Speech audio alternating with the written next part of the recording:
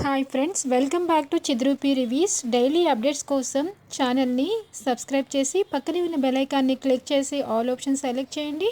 అప్పుడే మేము పెట్టిన వీడియోస్ ముందుగా మీ మొబైల్కి నోటిఫికేషన్ ద్వారా వచ్చేస్తుంది. ఓకే ఫ్రెండ్స్, మరి అప్కమింగ్ రివ్యూలో ఏం జరగబోతుంది అనుకుంటే, పాపం ప్రేరణ సిద్ధుని అడ్డంగా మరి ఇరికించేసిన ఘన తప్పుడు కేసులో తప్పుగా ప్రేరణ సిద్ధుని పోలీసులు అరెస్ట్ చేశారా?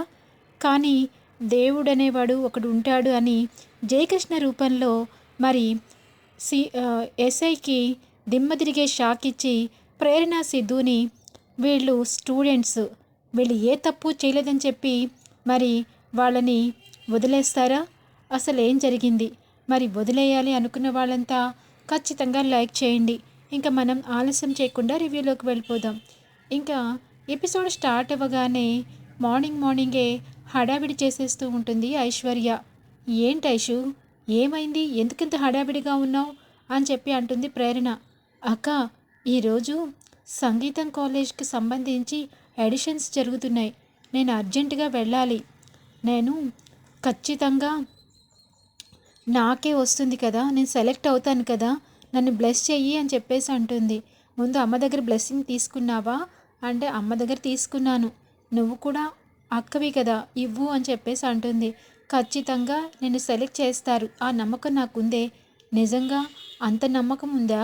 ఈ మధ్యన రంజిత్ గారు కూడా నన్ను ఎక్కువగా నమ్ముతున్నారు, ఈ మధ్య పొగుడుతున్నారు కూడా, నువ్వు కూడా పొగుడుతున్నావు అంటే నాలో మార్పు వచ్చిందనమాట. నా గొంతు అందరికీ నచ్చేస్తుంది. ఐషు, నువ్వే సెలెక్ట్ అయిపోతావే అని చెప్పేసి చాలా ధీమాగా ఉంటుంది. ఇంకా అక్కడి నుంచి బయలుదేరి త్వరగా వెళ్ళాలక్క, అక్కడి నుంచి నీకు మెసేజ్ చేస్తాను సెలెక్ట్ అయిన వెంటనే అని చెప్పేసి అంటుంది. సరే అని చెప్పేసి ఇంకా ఐశ్వర్య వెళ్ళిపోతుంది. ప్రేరణ కూడా కేఫ్కి వచ్చేస్తుంది. కానీ ప్రేరణ మనసులో ఒకటి బాగా తొలిచేస్తూ ఉంటుంది. సిద్ధు స్టేటస్లో ప్రేరణ ఫోటోతో నా లైఫ్ సెట్టింగ్స్ని మార్చేసిన ఏంజల్ అని చెప్పి పెట్టినది చూసి షాక్ అయ్యి ఎప్పుడెప్పుడు సిద్ధుని అడుగుదామా అని చెప్పి కేఫ్కి వెళ్తుంది. ఇంకా కేఫ్లో సిద్ధు ఎదురుపడంగానే ఆగు సిద్ధు అని చెప్పేసి అంటుంది. ఏంటి సిద్ధు, ఈ మధ్య నీ ప్రవర్తనలో నాకు తేడా కనిపిస్తుంది. నీ స్టేటస్లో నా ఫోటో పెట్టావేంటి? అసలు ఏంటి ఇదంతా? మన లక్ష్యం ఏంటి? మనం చేస్తున్నది ఏంటి అంటే ఏంటి ప్రేరణ? నేనేం పెట్టాను అనగానే ఒకసారి నీ ఫోన్ తీసి చూడు, నీకే తెలుస్తుంది అనగానే ఫోన్లో స్టేటస్ ఉంటుంది. చూసి షాక్ అవుతాడు. ఇంకా ఇలాంటివైతే కనుక మన లక్ష్యాల కోసం మనం కలిసాము అంతే, కానీ ఇలా పెడుతూ ఉంటే నేను ఎంతటికైనా నేను ఆలోచించి నిన్ను వదులుకోవటానికి నేను సిద్ధంగా ఉంటాను అని చెప్పి గట్టిగా అరుస్తూ ఉంటుంది ప్రేరణ. ఇంకా వెంటనే అనుకుంటాడు కుమార్, అమ్మో, నేను పెట్టిన స్టేటస్ వీళ్ళిద్దరి మధ్య గ్యాప్ పెంచేలాగా అనిపిస్తుంది. ఇప్పుడు కనుక ఎంట్రీ ఇచ్చి చెప్పకపోతే తప్పు సంకేతాలు వెళ్తాయి అని చెప్పి కుమార్ పరిగెత్తుకుంటూ వచ్చి ప్రేరణ గారు అది పెట్టింది సిద్ధు కాదు, నేను. ఏంటి కుమార్, ఏం మాట్లాడుతున్నావు? నువ్వు పెట్టడం ఏంటి? అవును, సిద్ధుకు తెలియకుండా నేనే పెట్టాను, నీకేమొచ్చింది అవసరం అని చెప్పి అంటుంది ప్రేరణ. అంటే మీ ఇద్దరిని కలపాలని? మా ఇద్దరిని కలపాలనా? అసలు ఏంటి, ఏం మాట్లాడుతున్నావు నువ్వు? మా ఇద్దరి లక్ష్యాలేంటి? మేమిద్దరం లక్ష్యం కోసం కలిసాం, ఫ్రెండ్స్ లాగా ఉంటున్నాం, దానికి కలపాల్సిన అవసరం నీకేముంది అంటే ప్రేరణ గారు, నేను శైలు ఇద్దరం ప్రేమించుకున్నాం కదా, మేమిద్దరం ఇంత హ్యాపీగా ఉంటామని అసలు ఊహించలేదు, మాకు పెళ్లి జరుగుతుందని కూడా అనుకోలేదు. కానీ మీ ఇద్దరు కలిసి మా ఇద్దరి జీవితాన్ని నిలబెట్టి మేము ఇంత హ్యాపీగా ఉండడానికి కారణమయ్యారు. అలాంటప్పుడు మీకు కూడా నేను ఏదో ఒకటి చెయ్యాలని, ఇంత మంచి ఫ్రెండ్స్ లాగా ఉండిపోవడం ఎందుకు, ప్రేమికులుగా మారి భార్యాభర్తలు అవ్వచ్చు కదా అని నాకు అనిపించింది. అందుకే కలపాలని అలా మెసేజ్ పెట్టాను. చూడు కుమార్, నువ్వు అనుకున్నట్టుగా మేమిద్దరం ప్రేమించుకోలేదు, మా లక్ష్యం కోసం మాత్రమే కలిసాం. ఇంకోసారి ఇలాంటి విషయాలు చేస్తే పద్ధతిగా ఉండదు అని చెప్పి కోపంతో ఊగిపోతూ ఉంటుంది. అయినా ఏం సిద్ధు, మన ఇద్దరం ఫ్రెండ్సే కదా, మన మనసులో ఏమీ లేదు కదా, మన లక్ష్యం కోసం మనం పోరాడుతున్నాం కదా, ఏమంటావు? అవును ప్రేరణ, నువ్వు చెప్పిందే కరెక్ట్, నువ్వేం చెప్పాలనుకుంటున్నావు నేను అదే చెప్పాలనుకుంటున్నాను అని చెప్పేసి అంటాడు. ఇంకా అలా అనేసిన తర్వాత ప్రేరణ కోపంగా వెళ్ళిపోతుంది. ఏంట్రా కుమార్, నువ్వు చేసినది ఏమన్నా బాగుందా, ఏంటిది ఇదంతా అని చెప్పేసి అనగానే ఇంక ఏం మాట్లాడకుండా కుమార్ వెళ్ళిపోతాడు. ఇంకా ప్రేరణ చాలా టయర్డ్గా కోపంగా ఆ కేఫ్లో కూర్చుంటుంది. ఇదంతా చూసిన సిద్ధుకి అనిపిస్తుంది, ప్రేరణ కోపం పోగొట్టాలి, ప్రేరణ మనసంతా డిస్టర్బ్ అయినట్టుంది అని చెప్పేసి అనుకుంటూ ఇంకా ఆలోచిస్తూ ఉంటాడు. ఈ లోపల గణ దగ్గరికి సుధా వస్తాడు.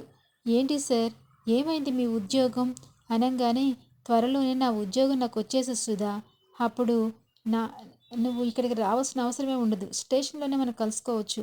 అవునా సార్, ఎందుకు సార్ అంత కాన్ఫిడెంట్గా మీరు కాన్ఫిడెంట్గా మాట్లాడుతున్నారు, అంత త్వరగా ఉద్యోగం వచ్చేస్తుందని ఎలా చెప్తున్నారు? చెప్తున్నానంతే అని చెప్పేసి అనగానే, అసలు ప్లాన్ ఏంటంటే గణ ఒక ప్లాన్ చెప్తాడు. అతనికి సంజయ్ అనే అతనికి ఫోన్ చేసి ఎలాగోలాగా ఐశ్వర్య ఫోన్ని కొట్టేయమని చెప్తాడు. ఇంకా అలా చెప్పిన సంజయ్ మరి ఐశ్వర్య దగ్గర నుంచి ఫోన్ అయితే కొట్టేయడం జరుగుతుంది. ఆ ఫోన్లో నుండి మరి ప్రేరణకి ఒక మెసేజ్ వెళ్తుంది. అక్క, నేను ప్రమాదంలో ఉన్నాను, దయచేసి నువ్వు ఇక్కడికి రా అని లొకేషన్ షేర్ చేస్తుంది. అది మెసేజ్ ప్రేరణకి పంపిస్తాడు ఆ సంజయ్. అదంతా కూడా గణ చెప్పిన ప్లాన్ అనమాట. ఇంకా ఇదిలా ఉండగా ప్రేరణ కాఫీ తీసుకొచ్చి ఇస్తాడు సిద్ధు. ఏంటి ఏంటి సిద్ధు ఈ కాఫీ అనగానే, నేను చేసింది కాదు, నువ్వు చేసిన కాఫీయే, తాగు, కోపం ఇంకా పోలేదా? అయినా నువ్వు నేను పంపించానంటే ఎలా నమ్మేశావు ప్రేరణ? అంటే సిద్ధు, నీ ఫోన్లో నుంచి నువ్వు పెట్టుకోకపోతే ఇంకెవరు పెడతారని ఆలోచించాను తప్ప ఇలా కుమార్ చేస్తాడని అనుకోలేదు. నా మీద నమ్మకం లేదా ప్రేరణ? అయ్యో అలాంటిదేం లేదు సిద్ధు అనేసరికి మెసేజ్ వస్తుంది. మెసేజ్ చూసి తన ఆడిషన్స్లో సెలెక్ట్ అయిందేమోనని అనుకుని మెసేజ్ ఓపెన్ చేస్తుంది ప్రేరణ. ఇంకా తీరా చూడంగానే ప్రమాదంలో ఉన్నానని అని మెసేజ్ రాగానే ప్రేరణ చాలా కంగారు పడిపోతుంది. అయ్యో సిద్ధు, ఐశ్వర్య ప్రమాదంలో ఉందని మెసేజ్ పెట్టింది, నేను అర్జెంటుగా వెళ్ళాలి, లొకేషన్ కూడా షేర్ చేసింది. అయ్యో ప్రేరణ, కంగారు పడకు, నువ్వు మీ మామయ్య కూడా చెప్పు అని చెప్పి అనగానే సుధాకి ఫోన్ చేస్తుంది. సుధా గడా దగ్గర ఉండటంతో ఫోన్ లిఫ్ట్ చేయకుండా అలా ఉండిపోతాడు.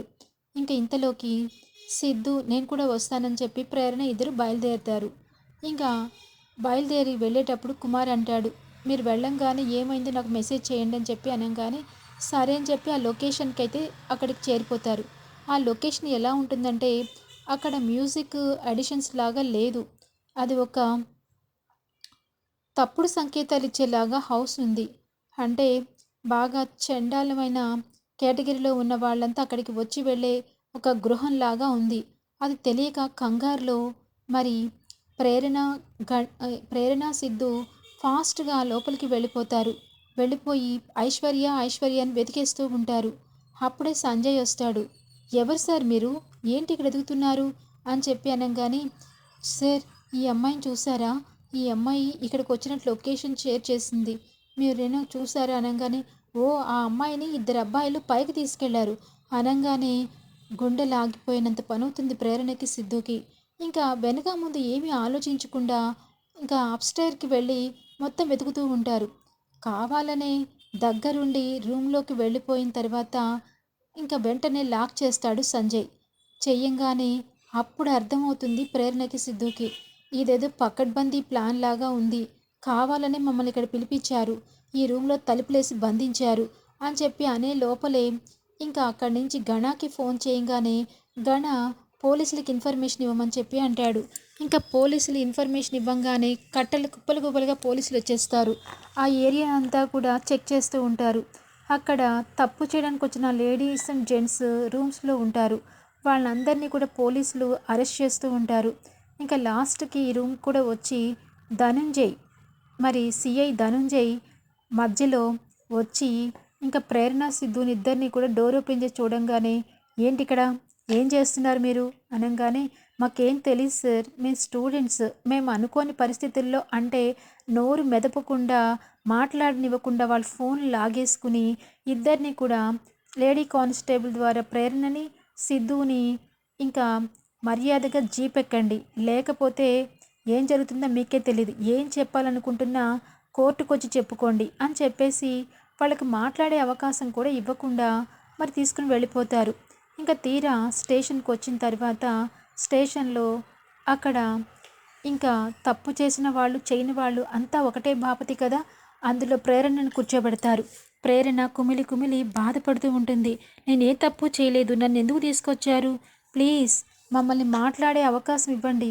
అవును సార్, మేము ఏ తప్పు చేయలేదు, మేము స్టూడెంట్స్, కావాలంటే మా ఫోన్ ఇస్తే మేము చూపిస్తామంటే నోరు మూసుకుని అక్కడ కూర్చోండి, ఏం చెప్పాలనుకున్నా రేపు మీరు కోర్టుకు వెళ్ళి చెప్పాల్సిందే అని చెప్పి పట్టించుకోకుండా వాళ్ళిద్దరిని కంట్రోల్ చేద్దామని చెప్పి చూస్తూ ఉంటాడు ఎస్ఐ.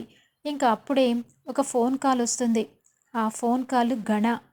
ఏంటి గణ అనగానే, వచ్చారా, వాళ్ళిద్దరిని తీసుకొచ్చారా, శభాష్ ధనంజయ్, చెప్పింది చెప్పినట్టు పకడ్బందీగా ప్లాన్ చేసి వాళ్ళిద్దరిని పట్టుకున్నారు. నాకు చాలా హ్యాపీగా ఉంది. తదుపరి కోర్టుకి వెళ్ళాలి. వాళ్ళిద్దరు అవమానంతో కుమిలి కుమిలి కుమిలి చావాలి. ఇప్పుడు వాళ్ళిద్దరి ఏడుపు మొహాల్ని ఒక చిన్న ఫోటో తీసి నాకు పంపించు అని చెప్పేసి అంటాడు. ఇంకా వెంటనే ధనుంజయ్ వాళ్ళిద్దరిని ఫోటో తీసి గణాకి షేర్ చేస్తాడు. గణ ఆ ఫోటోని చూసి తెగ మురిసిపోతాడు, గాల్లో తేలిపోతాడు. ఏం ప్రేరణ సిద్ధు, నన్ను టార్గెట్ చేసి నా ఉద్యోగాన్ని ఊడగొడతారా, మిమ్మల్ని ఇద్దరిని ఇలాగే వదిలేస్తానా, ఎంత అవమాన భారంతో కుంగిపోయేలాగా చేస్తాను అని చెప్పేసి అనుకుంటూ ఇంకా ఆ ఫోటోని చూస్తూ ఉంటాడు. ఇంతలోకి సడన్ షాక్ ఏంటంటే, ధనుంజయ్ ఉన్న పోలీస్ స్టేషన్లకి ఇన్స్పెక్షన్గా జయకృష్ణ వస్తాడని అప్పటికప్పుడు కాల్ వస్తుంది. ఇంకా కాల్ రాగానే హడలెత్తిపోతూ ఉంటాడు ధనుంజయ్. ఎందుకంటే ఆల్రెడీ తీసుకున్న క్యాష్ స్టేషన్లో ఉంది. తప్పు చేయని సిద్ధు, ప్రేరణ అక్కడే ఉన్నారు. ఈ రెండు విషయాలు లింకుగా ఉన్నాయి.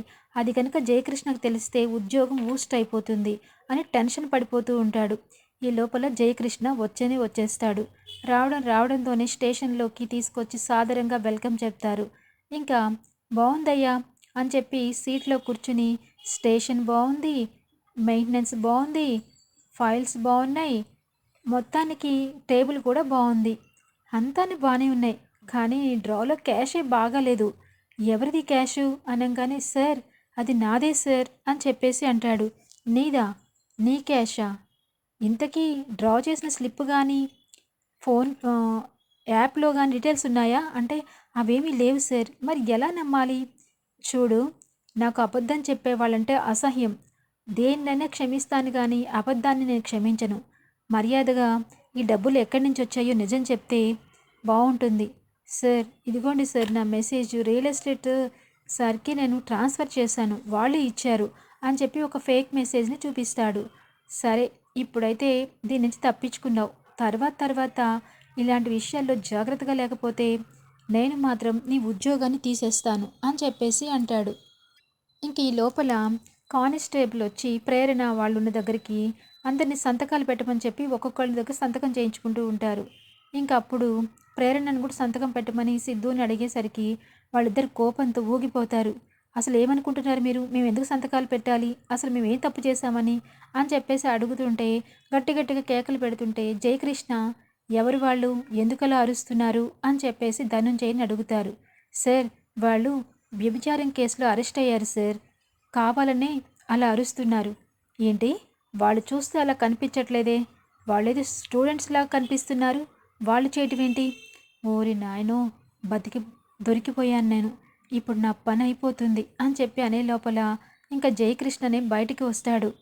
హేయ్, ఎందుకట్లా అరుస్తున్నారు, ఏంటి మీరు అనగానే, సార్ నమస్తే సార్, మేమిద్దరం స్టూడెంట్స్ సార్, అనుకోని పరిస్థితుల్లో ఆ ప్లేస్కి వెళ్ళాల్సి వచ్చింది, అది మీకు వివరణ ఇస్తామంటే మాకు అవకాశం కూడా ఇవ్వట్లేదు సార్, కావాలంటే మా ఫోన్లో మెసేజ్ చూడండి సార్, మా చెల్లి ఆడిషన్స్కి వెళ్ళింది, తన ఆడిషన్స్కి సెలెక్ట్ అవుతుందని చెప్పి మేము వెయిట్ చేస్తున్న లోపల ప్రమాదంలో ఉందని మెసేజ్ వచ్చింది, ఆ మెసేజ్ చూసి లొకేషన్ షేర్ చేయగానే మేము పరిగెత్తుకుంటూ అక్కడికి వచ్చాం సార్, కానీ అక్కడ అది అలాంటి హౌస్ అని కానీ అలాంటి వాళ్ళు ఉంటారని కానీ మాకు తెలియదు సార్, మా టెన్షన్లో మేము వచ్చి వెతుకుతుంటే మాకు డోర్ క్లోజ్ చేశారు సార్, అకస్మాత్తుగా చూస్తే పోలీసులు వచ్చారు, ఇది సార్ జరిగింది, దీన్ని మేము చెప్పుకోవడానికి కూడా అవకాశం లేకుండా అనగానే ధనుంజయ్ వంక కొర చూస్తాడు ఇంకా జయకృష్ణ. ఏం ధనుంజయ్, వీళ్ళు చెప్పేదంతా నిజమేనా అని చెప్పి అనగానే ఇంకా చేతులు తడబడుతూ ఉంటాయి. చూడు, డబ్బులు కక్కుర్తి కోసం ఒక ఇద్దరు స్టూడెంట్స్ భవిష్యత్తుని పాడు చేయాలనుకుంటావా, ఛీ నువ్వేం ఆఫీసర్వయ్యా అని చెప్పి ఇంకా వాళ్ళిద్దరిని, చూడండమ్మా మీరు వెళ్ళిపోండి అని చెప్పి ఇంకా సిద్ధుని ప్రేరణని పంపించేస్తాడు.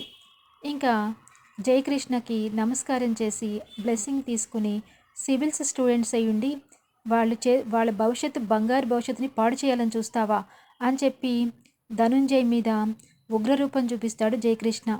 ఇంకా అక్కడి నుంచి ఏడ్చుకుంటూ ప్రేరణ సిద్ధు అక్కడి నుంచి బయటపడతారు. మరి దేవుడిలాగా జయకృష్ణ వచ్చి ప్రేరణ సిద్ధుని కాపాడాడు. మరి ఎంతో సాధించాననుకున్న గణాకి దెబ్బ మీద దెబ్బ తగలబోతుందా? అనుకున్న ఆశలు అడియాసలు అవుతున్నాయా? అసలు ఏం జరిగిందనేది నెక్స్ట్ వీడియో తెలుసుకుందాం. Thanks for watching.